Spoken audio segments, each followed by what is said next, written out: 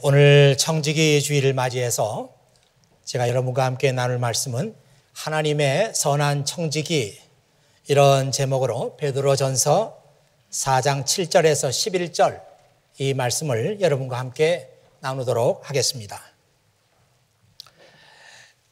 여러분 알다시피 베드로전서 후서는 약 서기 64년경에 베드로가 성도들에게 쓴 편지입니다.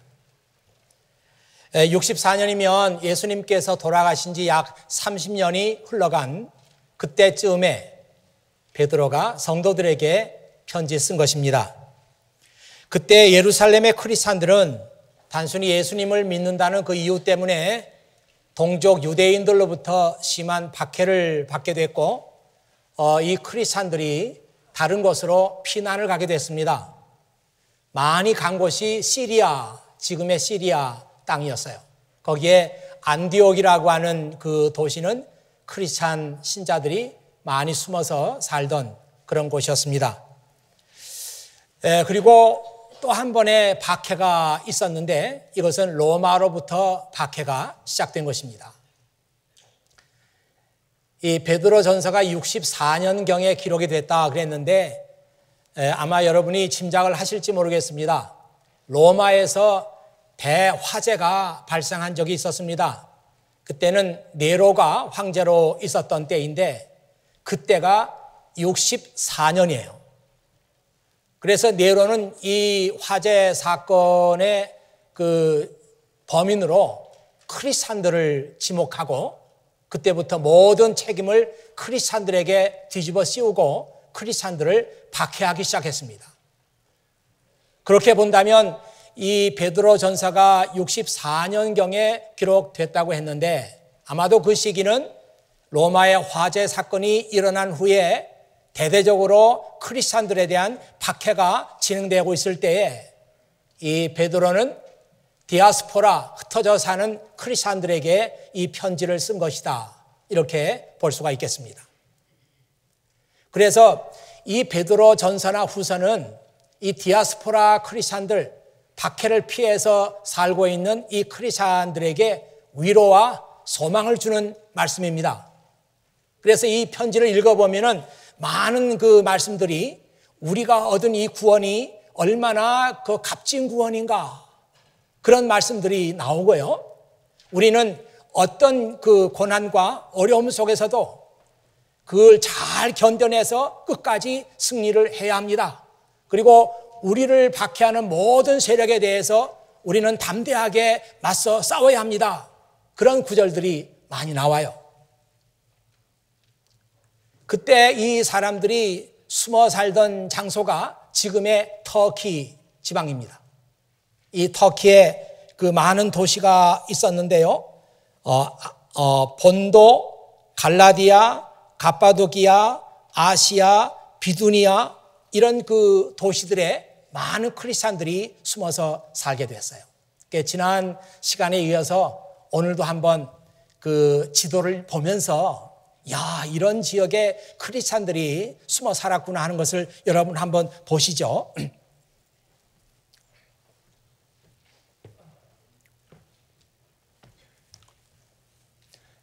여기 좀 지명들이 나와 있는데요. 이게 배터리가 다 된 것 같습니다. 열심히 갖고 나왔는데 되나? 안 되는 것 같아요. 이게 이렇게 약하나? 맨 밑에 갑바도기아, 지중해 연안에 있습니다. 그 위쪽으로 왼쪽으로 올라가면은 갈라디아가 있어요. 그 다음에 위로 올라가면 아시아. 그리고 또 위로 올라가면 비두니아. 우리 성경에는 비두니아로 되어 있어요. 그리고 오른쪽으로 가면 폰투스라고 나와 있는데 우리 성경에는 본도라고 나와 있습니다. 이 지명들은 로마가 이 지역을 점령하면서 그 몇 섹션으로 나눠가지고 영어 성경에는 프로빈스라고 이렇게 나와 있습니다. 몇 지역으로 이렇게 나눠가지고 통치하던 그런 대표적인 도시들이에요. 갑바도기아, 갈라디아, 에이시아, 비두니아, 본투스. 야, 그때 우리 크리스찬 신자들이 그 박해를 피해서 이런 도시에 숨어서 살았구나. 얼마나 참 그 가슴이 뭉클하잖아요. 지도만 봐도 마음이 뭉클한데 거기에 직접 가보면은 그 심정을 이루 말할 수가 없습니다. 저는 이 지역을 다 가보지는 못했고요. 그중에 갑바도기아 여기 가봤습니다. 이 갑바도기아, 왜 거기에 우리 크리스찬들이 숨어들었을까? 여러 가지 이유가 있겠습니다만은 그 지형이 매우 특이해요. 그래서 많은 그 석회암으로 된 그런 동굴들이 자연적으로 형성이 돼 있고, 그런데 한번 숨으면은 뭐 로마 병정들이 크리스찬들을 찾으려고 해도 어디 숨어 있는지 알 수도 없는 그런 지형적인 그 이점이 굉장히 많은 도시입니다. 뿐만 아니라 그 갑바도기아는 지하에도 엄청난 규모의 그 동굴들이 형성되어 있기 때문에 제가 갔던 곳에는 약 1만 명이 숨어서 살 수 있는 그런 규모의 지하 세계였어요. 그래서 이 지하 세계가 아주 교묘하게 미로처럼 돼 있어가지고 혹시 뭐 입구가 발견돼가지고 로마 군인들이 잡으러 온다고 할지라도 그 미로처럼 돼 있기 때문에 한 입구만 큰 바위로 막아버리면 그 나머지 절대로 들어올 수도 없고 찾을 수 없는 그런 그 특이한 지형적인 이점을 가지고 있는 데가 갑바도기아라고 하는 곳입니다. 저는 여러분들이 이 성경 읽으면서 이런 그 지형들을 직접 보면서 이 성경의 역사성에 대해서도 여러분들이 관심을 가질 수 있기를 바랍니다. 자, 그래서 이렇게 박해를 피해서 목숨의 위협을 당하면서 살다 보니까 크리스찬들에게 몇 가지 의문이 생기는 거예요. 첫째가 나는 누구인가 하는 그런 질문이 생기죠. 그리고 나는 왜 예수 그리스도를 믿는가 이런 질문이 생기게 되고, 세 번째는 나는 크리스찬으로 계속 살아갈 것인가 이런 그 질문이 생기게 됩니다. 이런 크리스찬들에게 지금 베드로가 편지를 써서 여러분이 얻은 구원은 값비싼 구원입니다. 하나님의 아들 예수께서 여러분을 위해서 피를 흘리셨기 때문에 여러분이 그 대가로 구원을 얻은 것입니다. 이러면서 그 흩어져 사는 크리스찬들에게 위로와 소망을 주었습니다.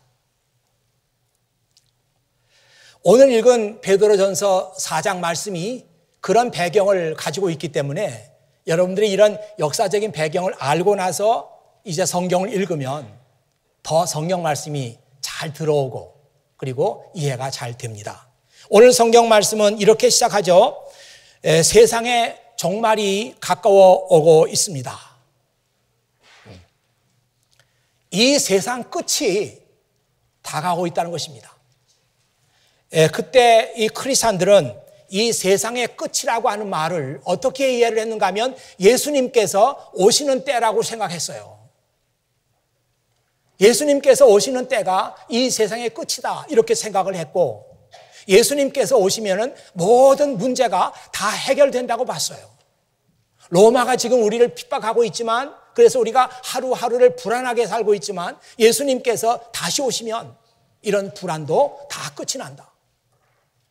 우리가 지금 미래를 장담할 수 없는 그런 형편에 살고 있지만 예수님께서 오시면 더 이상 우리는 이렇게 불안하게 숨어서 살지 않아도 된다. 이렇게 생각했습니다. 사실 이런 얘기들을 제일 많이 하는 단체가 기독교 이단들이에요. 이단들이 오늘날 이런 얘기들을 많이 합니다. 그래서 그들은 주기적으로 말하기를 세상의 끝이 옵니다. 이렇게 얘기를 하죠. 아니, 세상의 끝이 오는데 지금 뭐 공부한들 무슨 소용이 있습니까? 세상의 끝이 오는데 지금 뭐 비즈니스에서 돈을 벌어야 무슨 소용이 있습니까? 우리는 예수님께서 오실 때를 준비해야 합니다. 이렇게 말하면서 다 자기들의 공동체 속으로 들어오라고 하죠. 들어올 때 재산 다 팔아가지고 갖고 오십시오. 그래서 결국은 재산도 다 뺏기게 되고 패가 망신하게 됩니다. 베드로가 똑같은 말을 한 거예요. 주님 오실 때가 가까웠습니다. 그런데 시간이 가도 주님께서 오시지 않는 거예요. 그때 사람들이 베드로에게 묻습니다. 아니, 주님 곧 오신다고 하더니 왜 오시지 않습니까? 그렇게 물어보니까 베드로가 얼마나 속으로 걱정이 됐겠어요. 아, 이거 뭐라고 말하지? 어떻게 대답을 하지? 그러나 하나님께서 그에게 지혜를 주셨어요. 그래서 그가 대답했던 말이 베드로후서 3장 8절에서 10절에 있는 말씀이에요. 예, 주님께는 하루가 천년 같고 천년이 하루와도 같습니다. 우리 주님은 하시기로 약속하신 것을 뒤로 미루신 분이 아닙니다. 어떤 사람들은 더디다고 생각할지 모릅니다. 그러나 이것은 하나님께서 우리를 위해 오래 참으시기 때문입니다. 하나님께서는 한 사람이라도 멸망치 않고 모두 회개하고 돌아오기를 바라고 계십니다. 하지만 주님의 날은 도적같이 갑자기 올 것입니다. 이 말씀 속에 여러 가지 그 생각이 많이 있지만 여기서 가장 강조해서 우리가 봐야 할 부분은 주님께는 뭐 하루가 천년 같고 천년이 하루 같다 이런 말씀도 아니고요. 여기서 우리가 놓치지 않고 읽어야 될 말씀은 주님의 날이 도적같이 갑자기 올 것입니다. 이 말이에요. 갑자기 올 거기 때문에 언제 올지 몰라요. 언제 올지 모르기 때문에 매일매일을 준비하고 있어야 합니다. 도둑놈이 올 때 예상치 않는 때에 와요.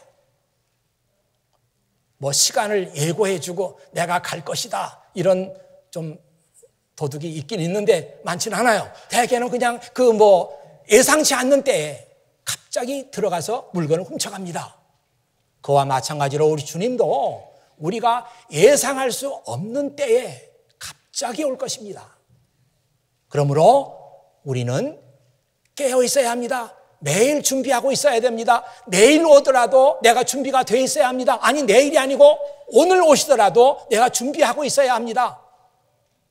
그거를 신학적으로 말할 때는 종말론적인 삶이라고 그럽니다. 종말론적인 삶.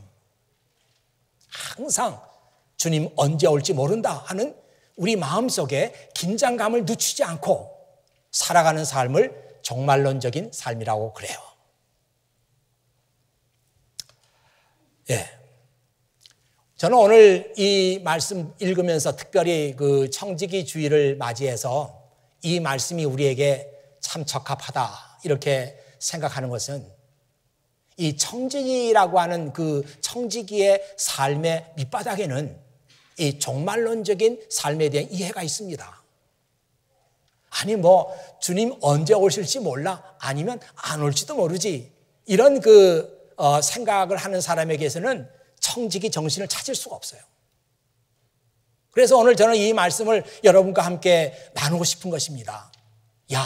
지금 우리가 살고 있는 이 때가 우리 크리스찬들이 그냥 정신 놓고 그렇게 살 때가 아니라 종말론적인 그런 긴장감을 가지고 살아야 하는 때다. 왜냐하면 주님께서 오신다고 약속한 것이 우리 앞에 있기 때문이죠.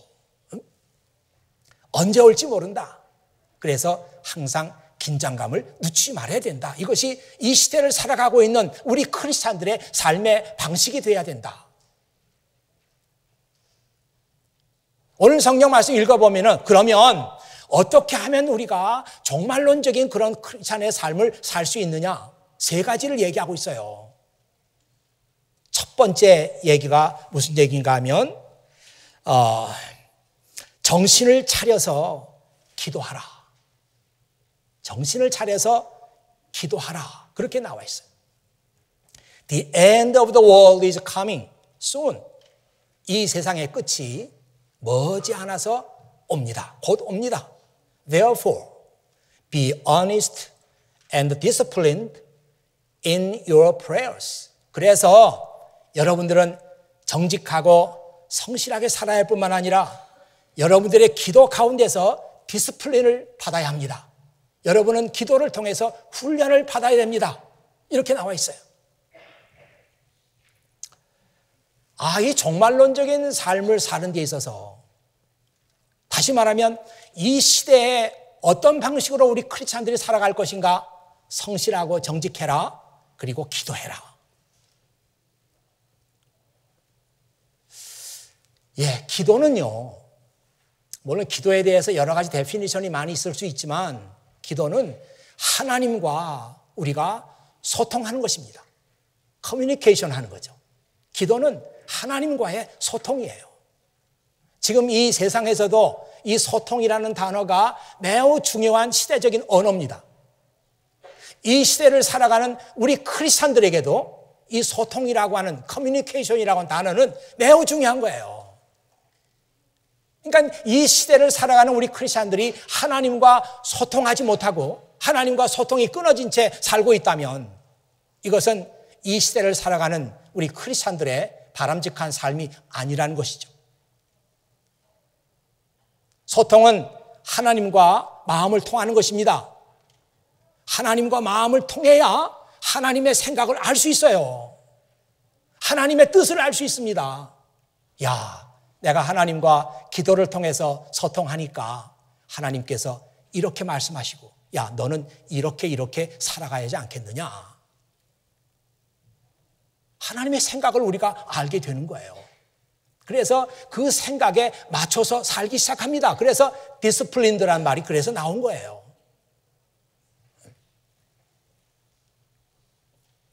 오늘 청지기 주일인데 청지기는 스튜어드라고 그렇게 말하는데 주로 남자 승무원들을 말할 때 스튜어드라고 말하죠. 여자 승무원들은 스튜어디스라고 말합니다. 다른 데는 별로 이제 이 용어를 쓰지 않는 것 같고 주로 비행기 탔을 때 승무원들을 스튜어드 혹은 스튜어디스라고 말을 합니다. 그들의 임무는 뭔가 하면 손님들을 편안하게 목적지까지 가게 하는 거예요. 혹시 불편한 것이 있을까? 요구하는 게 있을까? 그래서 친절한 승무원들은 와가지고 손님 도와드릴 거 없습니까? 그렇게 물어요.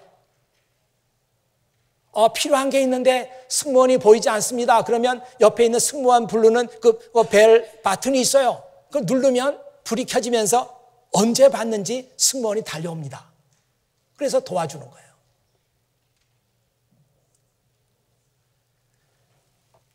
이 청지기라고 하는 것은 주인의 마음을 잘 아는 것입니다. 성경에 보면은 정말 훌륭한 청지기로 살았던 많은 사람들이 있는데 그 대표적인 인물이 요셉이라고 하는 인물이에요. 저는 이 청지기 주일 때마다 요셉 이야기를 하지 않았던 때는 없었던 것 같아요. 여러분 성경에 보면 이 요셉이라는 인물이 얼마나 중요한 인물인가 하는 것 여러분이 알고 계십니까?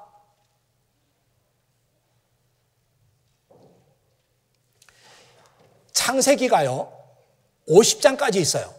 이 요셉 이야기를 보려면 창세기를 읽어야 됩니다. 신명기, 여호수아 이런 거 보면은 요셉 얘기 안 나와요, 거기는. 그러니까 창세기 말씀을 읽어야 돼요. 창세기가 모두 50장까지 있거든요. 그런데 이 창세기는 우리말도 창세기, 그러니까 세상을 창조하신 이야기, 이렇게 볼 수 있겠는데 영어로도 제네시스라고 말을 하는데 이 제네시스라고 하는 말은 모든 것의 시작, 비기닝. 믿음은 어떻게 시작이 됐는가? 그리고 죄는 어떻게 시작이 됐는가? 모든 것의 시작에 대해서 기록한 책이 제네시스, 창세기예요. 그러니까 이 창세기 말씀은 우리 크리스찬들에게는 굉장히 중요한 의미가 있는 거죠. 50장까지 있는데 요셉의 이야기가 30장부터 50장까지 있어요. 그러니까 무려 21장이 요셉 이야기입니다. 좀 심하게 말하면 창세기 말씀은 요셉 이야기로 시작해서 요셉 이야기로 끝난다. 그렇게 말할 정도예요. 요셉은 이렇게 비중이 굉장히 많은 그런 인물입니다. 요셉이 처음에는 보디발이라고 하는 아주 이집트에서 권세가였죠. 왕의 신변을 지키고 있는 사람이니까 얼마나 권세가 많겠습니까? 그 사람 집에서 종으로 시작을 했어요. 그런데 얼마 있지 않아서 그 집의 모든 것을 관리하는 청지기가 됐습니다. 돈도 관리해주고 집안에 있는 모든 사람들을 다 관리하는 그런 직으로 승진을 하게 됐어요.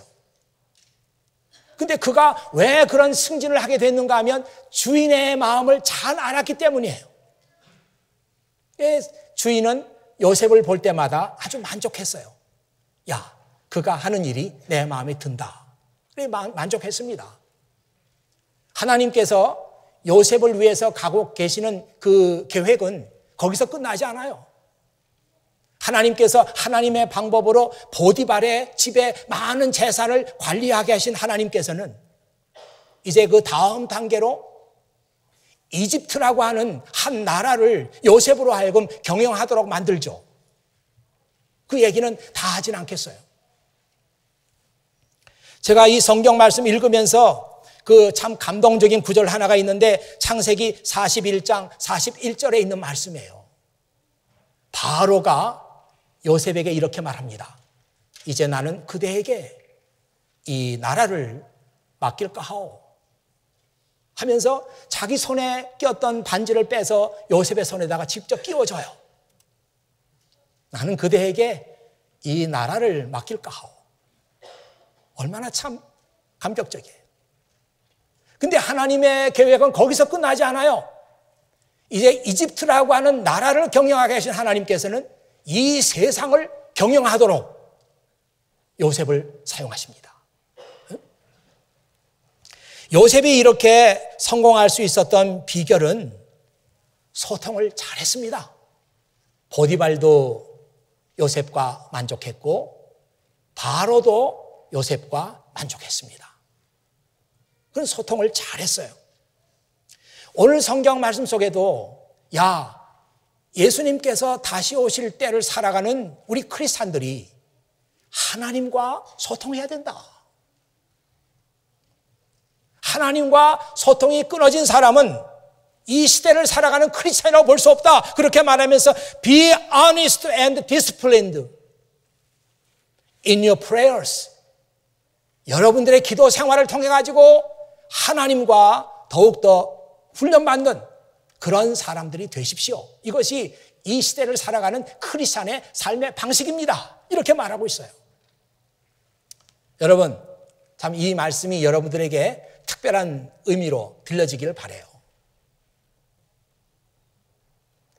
하나님과 소통하십시오. 이 시대는 하나님과 소통하지 않고는 살아갈 수 없는 때예요. 하나님과 소통하지 않고 영적으로 먹통이 돼가지고는 이 시대를 우리가 살아갈 수 없습니다. 특별히 크리스찬으로서. 하나님과 소통하고 하나님의 뜻을 발견하고 그래서 거기에 맞춰 살고 그러므로 말미암아 우리는 디스플린을 받는 거예요. 자, 두 번째는 8절 9절에 나와 있는 말씀인데요. 무엇보다도 서로를 깊이 사랑하십시오. 사랑은 다른 사람들의 허물과 죄를 덮어줍니다. 불평하지 말고 서로 대접하십시오. 두 번째, 종말론적인 삶을 살아가는 우리 크리스찬들은 어떻게 사는가? 서로 깊이 사랑하라고 합니다. 웬만한 허물은 다 덮어주라는 거예요. Most important of all. 모든 일보다도 가장 중요한 것은 continue to show deep love for each other. 계속해서 서로가 깊은 사랑을 해가는 것입니다. For love covers a multitude of sins. 왜냐하면 사랑은 모든 죄를 다 덮어주기 때문입니다. 지금은 우리가 서로 사랑하고 서로 덮어주고 서로 싸매주고 서로 치유하고 이러면서 살아가는 것이 우리 크리스찬들의 삶의 방식이다.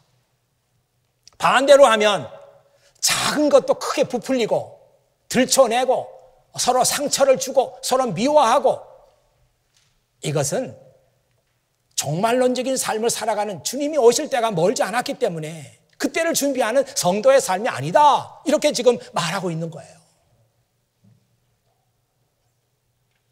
혹시라도 이 설교를 듣는 여러분 가운데도 들춰내고 서로 상처를 주고 미워하는 사람이 있고 이렇다면 성령께서 여러분에게 하신 말씀을 듣기를 원해요.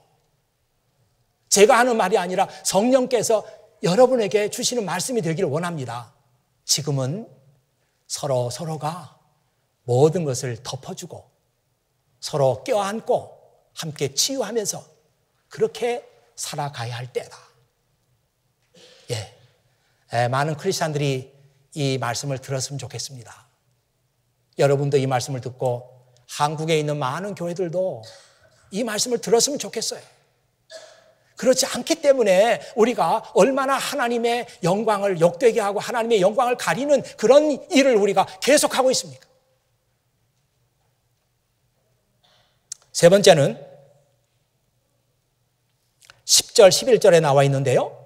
하나님께서는 여러분 모두에게 성령의 선물을 허락해 주셨습니다. 또한 각자에게 특별한 선물을 주심으로 하나님의 은혜를 알게 하셨습니다. 그러므로 하나님의 선물을 가볍게 여기지 말고 착한 종처럼 남을 돕는 일에 사용하십시오. 여러분 화면에 보면 New Living Translation 영어 성경 나와 있습니다. God has given us a gift from His great variety of spiritual gifts. 하나님께서 그의 많은 그 다양한 영적인 그 선물 가운데서 여러분에게 다 기프트를 하나씩 주셨어요. 제가 이 말씀 준비하면서 그런 생각을 했습니다. 그래서 이제 올해는 우리 성도들의 스피리추얼 기프트를 다 같은 자리에서 한번 찾는 시간을 해야 되겠다. 그래서 조만간에 하겠습니다. 그래서 이 대배 시간에 그 일을 하겠어요. 집에 가서 하세요. 뭐 어디 가면 할 수 있습니다. 하면 또 안 하니까 다 해보겠어요. 그래가지고 우리 통계학을 전공을 하신 이항 장로님에게 자료를 넘겨서 우리 교회의 영적인 그 스피리추얼 기프트의 그 통계를 다 내게 하고 한눈에 다 볼 수 있도록 전시를 하겠습니다. 대회 시간에 얘기했으니까 꼭 하게 되겠죠? 나중에 집에 가서 하고 이런 거 안 하잖아요. 하겠습니다. 하나님께서 그 많은 스피리추얼 기프트 가운데서 여러분 각자에게 한 가지 기프트를 다 주셨어요. Use them well to serve one another as good stewards of the manifold grace of God. 하나님의 많은 그런 그 은혜를 드러내는 은혜의 선한 청지기로서 이것을 서로를 위해서 사용하십시오. 뒤에 그 as good stewards of 이 말은 제가 다른 번역 성경을 갖다 그냥 붙여놓은 거기 때문에 좀 영어가 좀 어색할지 몰라요. 그렇지만 그렇게 붙여놨습니다. 이 간단히 말하면 이 종말론적인 삶을 살아가는 세 번째 우리 크리스찬의 삶은 내가 받은 하나님의 은사 이것을 매니지하는 거예요. 잘 관리하는 것입니다. 오늘 일부 예배 때는 우리 교사들이 많이 참석하기 때문에 교사들에게 이 말씀을 집중적으로 했어요. 여러분들이 하나님께 받은 은사가 뭐냐? 가르치는 은사다. 가르치는 은사인데 그 은사를 그냥 가지고만 있느냐 아니면 그 은사를 잘 사용하고 매니지해가고 있느냐 질문했어요.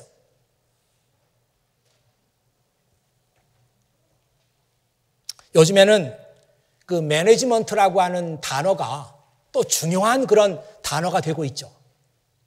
어디나 매니지먼트가 적용이 안 되는 데가 없어요.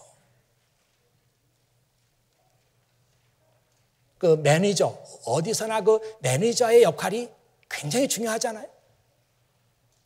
매니저가 무능하거나 매니저가 일을 잘못하면 그 비즈니스가 망해요. 이 매니지먼트적인 그런 그 이해가 없으면 회사도 안 되고 비즈니스도 안 됩니다. 그냥 물건 갖다 놓고 팔면 돈 벌겠지 이런 생각 가지고는 안 돼요, 이제는. 예전에는 어디 단체나 가면은 또 특별히 기독교 단체들 가면 다 그냥 착하게 생겼고 마음 좋은 그런 아저씨나 또 아주머니나 할머니들이 다 앉아 있어요. 가면 뭐 친절하게 해주죠. 응? 얼마나 설명 잘해줘요.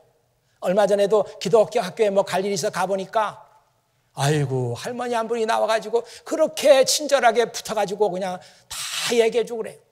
야, 친절하다. 근데 제가 의문이 든 거예요. 그분들을 보면서 야, 지금은 이 매니지먼트가 중요한 때인데 이렇게 해서 학교가 운영이 잘 될까? 저는 지금 이 얘기를 하는 목적이 그분들은 착하고 좋게 보일지 모르지만 다 무능한 사람들이다 이렇게 말하고 있는 건 아닙니다. 저희 목사관이 그 옆에 하얏트 호텔하고 매우 가까워요. 그래서 그 호텔을 제가 잘 압니다. 또 얘기할 상대가 있으면 거기서 만나서 차도 마시고 너무 좋아요. 가까우니까. 근데 불과 2, 3년 전만 해도 매니지먼트가 엉망이었어요. 그래서 객실이 텅텅 비고 사람이 없어요. 손님이 들질 않아요. 그래서 야, 곧 문 닫겠구나 그랬어요. 너무너무 운영이 안 되니까 파킹 요금도 다 받아요. 뭐 한 차당 뭐 4불씩 받았나? 그러니까 갈 때 좀 짜증이 나요. 근데 어느 날부터 매니지먼트가 완전히 바뀌었어요. 새로운 생각과 개념을 가지고 호텔을 운영하기 시작합니다. 아, 그러니까 객실이 꽉꽉 차요. 손님이 많아졌어요. 비수기 때는 뭐 세미나 뭐 이런 학회 이런 것들을 다 유치해 가지고 평일날 가도 뭐 아주 호텔이 그냥 왁작지껄해요. 호텔 운영이 잘 되니까 다시 파킹 요금도 받지 않습니다. 그래서 저한테는 너무 좋죠. 그래서 가 커피 마시고 얘기도 하고 너무 좋아요. 우리는 하나님의 은사를 관리하는 사람들이에요. 내게 주어진 은사, 기프트를 매니지해야 합니다. 근데 많은 크리스찬들이 자기에게 주어진 은사가 뭔지를 몰라요. 비유적으로 말하면 야, 나의 돈을 매니지해야 되는데 내가 돈이 하나도 없다. 돈이 하나도 없으니까 뭐 매니지할 것도 없는 거죠. 그렇게 생각하는 그 크리스찬들이 많아요. 그래서 먼저 여러분의 기프트가 뭔지 찾는 것부터 시작해야 되는 겁니다. 두 번째로 자기 기프트가 뭔지 알고 있다고 치더라도 매니지를 하지 않아요. 이걸 잘 매니지해서 이거를 발전시키고 더 성장시켜서 프로핏을 남게 해야 되잖아요. 지금 교회 밖에서는 이 매니지먼트 기법이나 그 개념이 너무너무 발달해가지고 어떻게 하면 프로핏을 남길 수 있느냐 거기에 모두가 집중하고 있어요. 근데 하나님의 자녀들은 자기 속에 주어진 하나님의 기프트 매니지하지 않아요. 매니지먼트에 대한 아무 개념이 없어요. 그래서 프로핏이 없습니다. 얼마나 안타까운 일이에요. 여러분 뭐 프로핏, 이익이란 말인데 그런 말을 제가 설교 시간에 쓰니까 뭐 이익은 무슨 이익? 뭐 이런 생각할지도 몰라요. 근데 그걸 꼭 부정적으로 볼 필요는 없습니다. 여러분 마태복음 25장에 보면은 거기 달란트의 비유가 나오는데요. 5달란트 받은 사람, 2달란트 받은 사람, 마지막으로 1달란트 받은 사람. 5달란트나 2달란트 받은 사람들은 그걸 가지고 잘 굴렸어요. 그래서 프로핏을 많이 남겼습니다. 그런데 1달란트 받은 사람은 프로핏을 전혀 남기지 않았어요. 그래서 1달란트 그대로 갖고 있었어요. 주인이 뭐라 그래요?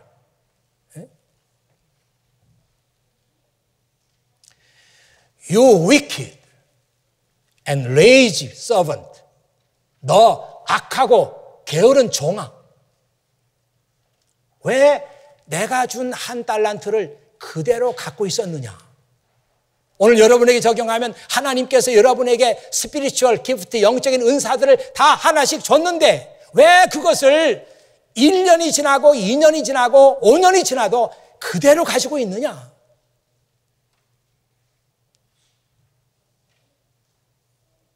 그러니까 매니지먼트 기법으로 보면은 우리는 빵점이죠, 빵점. 그대로 갖고 있으니까. 네. 우리가 여러분이 받은 영적인 은사들을 매니지 한다고 하는 말은 이것을 다른 사람을 위해서 사용하라는 것입니다. 올 한 해 동안에는 여러분들이 정말 그런데 좀 눈을 떠가지고 야, 내가 이미 받은 하나님의 은혜를 잘 매니지해서 이거를 좀 다른 사람들하고 나누고 그렇게 함으로 인해서 내 은혜가 받은 은혜가 더 큰 은혜로 그렇게 발전을 시켜야 되겠구나. 이런 생각들을 여러분이 자연스럽게 하는 그런 한 해가 되기를 바랍니다.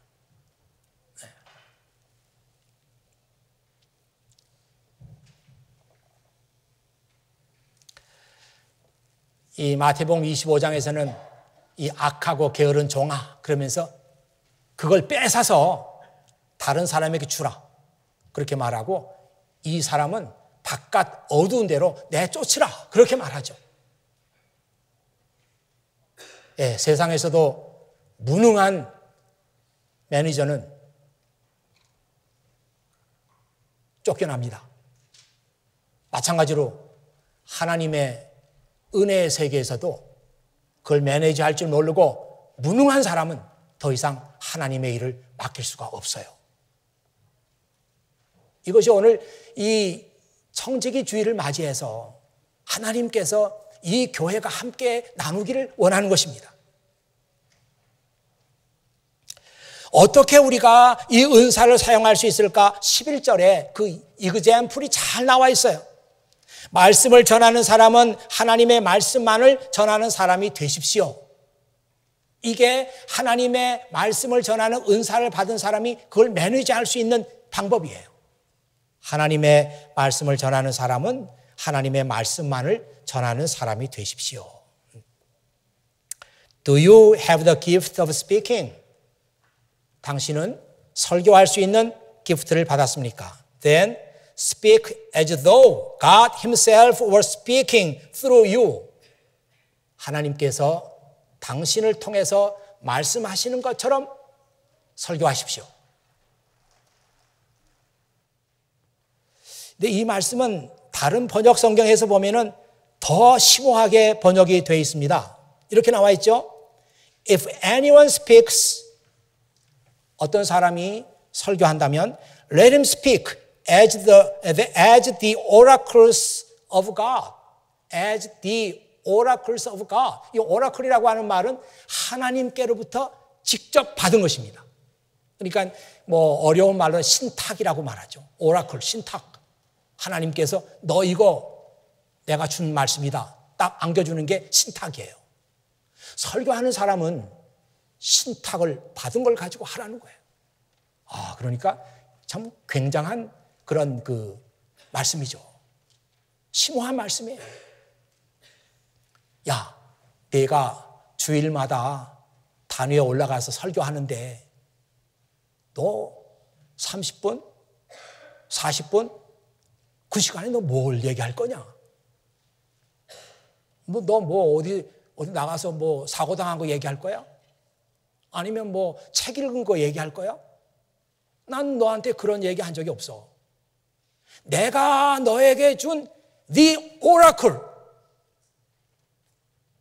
이 말씀 나한테 받은 거 그거 얘기해야지. 이 하나님의 말씀은 그런 거예요. 이걸 이제 우리가 하나님의 말씀을 받은 기프트를 받은 사람, 설교하는 은사를 받은 사람은 하나님의 말씀을 그렇게 매니지해라. 여러분 아마 이런 얘기 들을 때 요건 목사님 자신에게 하는 말이다. 그렇게 들을지 모르겠는데 그렇게 듣지 마세요. 뭐 그렇게 들어도 할 수 없지만 저는 물론 이 말씀은 나에게 주신 말씀으로 저는 듣겠습니다. 그래서 설교할 때 더 하나님 말씀에 집중하고 기도하고 하나님이 주신 영감을 가지고 설교하겠다. 이게 하나님의 받은 은사를 매니지하는 방법이잖아요. 그 다음에 또 하나 그 예가 나와 있어요. 봉사하는 사람, 봉사하는 은사 받은 사람이 있습니다. 서비스에 대한 은사예요. 이 은사 받은 사람들은 다 별로 이렇게 좋아하지는 않더라고요. 뭐 다른 은사도 많은데 하필이면 서비스하는 은사야. 집에서도 죽도록 일하는데 교회 와서도 서비스 해야 돼?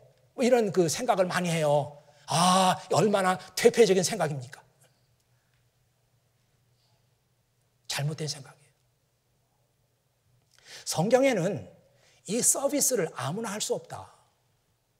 하나님께로부터 기프트로 이 은사 받지 않으면 서비스 못한다.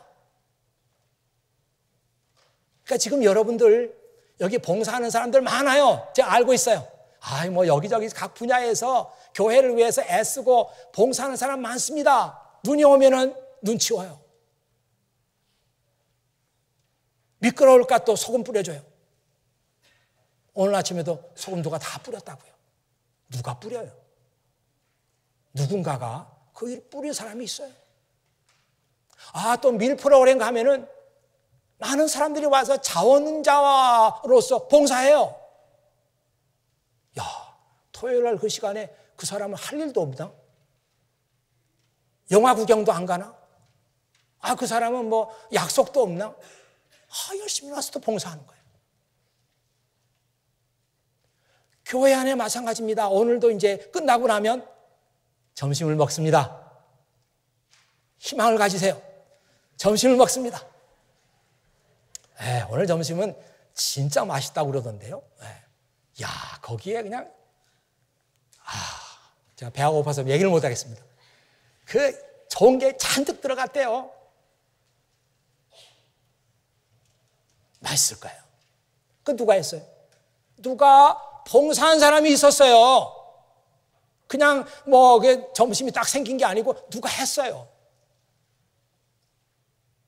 그런데 그런 그 은사 받은 사람이 해야 된다, 봉사는. 그래서 제가 일부 예배 때는 교사들에게 그렇게 말했어요. 여러분 안에 교사로서 은사 받지 않는 사람이 있으면 어떻게 기회 잘 봐가지고 빠져나가십시오. 그게 본인에게도 좋고 아이들에게도 좋습니다. 그랬어요. 티칭은 은사 있는 사람이 해야 돼요. 그래야 아이들을 사랑할 수 있습니다. 그래야 아이들에게 그 복음이 전해지는 거예요. 봉사, 은사 받은 사람이 해야 돼요. 왜? 은사 받지 않는 사람이 하게 되면 열심히 하다가 화가 나요. 왜? 내가 왜 이 시간에 와서 이 일을 해야 되지? 신경이 날카로워지고 잘못하면 부딪히게 돼요. 그리고 열심히 일하는 사람들도 교만해지기 쉬워요. 나는 말이야 토요일 날 딴 데 안 가. 난 이거 한다. 자랑스러워요. 성경에는 그렇게 하지 말라는 거예요. 봉사할 때 내 힘으로 하지 말고 하나님께서 주시는 힘으로 봉사하라. 그러니까 은사 받은 사람이 아니면 그게 없잖아요. 이제 은사 다 조사해가지고 봉사의 은사 받은 사람들은 다 부엌으로 다 배치하겠습니다. 그거는 여러분들이 봉사의 은사 안 받은 것처럼 막 이렇게 하려고 해도 안 돼. 다 나오게 돼 있어요.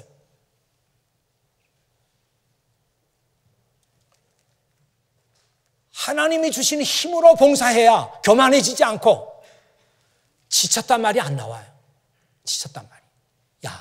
네 힘으로 봉사하니까 지쳤다고 말하지. 하나님이 주신 힘으로 했는데 너는 힘쓰지 않았잖아. 하나님 주시는 힘으로 했잖아. 그러니까 지치는 경우도 없어요. 그래서 계속 봉사하게 되는 거예요.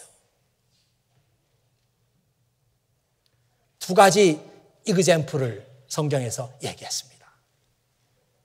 말씀 전하는 사람, 봉사의 은사 받는 사람은 어떻게 봉사할까? 하나님이 주시는 힘으로. 이것이 그 사람에게는 자기가 받은 은사를 매니지하는 방법이에요. 예, 오늘 이 청지기 주일을 맞이해서 베드로가 그 64년경에 성도들에게 했던 말씀, 여러분들은 종말론적인 믿음을 가지고 주님 언제 오실지 모른다고 하는 긴장감을 갖고 살아야 되는데 그 사는 방법은 이 세 가지입니다. 열심히 하나님과 소통하십시오. 서로 사랑하십시오. 여러분이 가지고 있는 은사 매니저 하십시오. 그렇게 얘기한 거예요. 근데 이 말씀이 오늘 우리에게도 딱 맞아떨어지는 말씀이에요. 야, 이제 지금은 어느 때인가? 우리가 종말론적인 그런 믿음을 가지고 살아야 하는 때, 이때 우리가 살아가는 우리 크리스찬의 삶의 방식은 어떤 것일까? 그냥 아무 생각 없이 살아가는 게 아니라 하나님과 부지런히 소통해요. 그래야 하나님의 뜻을 알게 되고, 그래야 내가 디스플레인을 받게 됩니다. 우리가 주님 앞에 다시 섰을 때는 잘 디스플레인된 하나님의 종으로 잘 디스플레인된 그런 모습으로 서야 하지 않겠어요?